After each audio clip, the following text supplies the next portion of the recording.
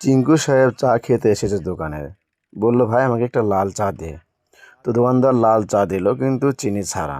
তখন চিঙ্কু চা মুখে দিল, বলছে, "এই, তুই চিনি ছাড়া লাল চা দিছিস?" বলতেছে, ভাই আমার ভুল হয়ে গেছে, যে নেন 1 কাপ চিনি নেন ভাই। তো সে দেখেন চায়ের কাপে চিনি না নিয়ে হাতে নিল, কিন্তু সে কিন্তু চিনি ছাড়া চাটা খালি খেয়ে নিল। পরে চিনি খেলো চা খাওয়ার পরে, তারপর তার রিয়াকশনটা দেখেন। চিঙ্কু কিন্তু মাটিতে গড়াগড়ি খাচ্ছে, সবাই বলতেছে, ভাই এই লোকটার কি হয়েছে, মিরিক ব্যানাম উঠছে মনে হয়। তো চিঙ্কুর রিয়াকশন দেখেন, এই ভাই বলতেছে, ভাই ওর যদি কিছু হয়ে যায় তাহলে কিন্তু আপনি ফেঁসে যাবেন। তো চিঙ্কু হঠাৎ করে উঠে দাঁড়াবে, একটু পরে দেখেন উঠে দাঁড়ানোর পর তার রিয়াকশনটা কি দেখেন।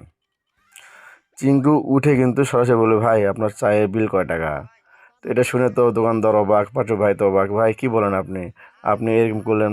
বলতেছে, ভাই চিনি এবং চা মিক্সার করে নিলাম ভাই, একসঙ্গে খাই নাই তো, তাই গড়াগড়ি করে মিক্সার করে নিলাম। তো কেমন লাগছে অবশ্যই কমেন্ট করে জানাবেন, ও অস্থায়ী ফানি ভাই।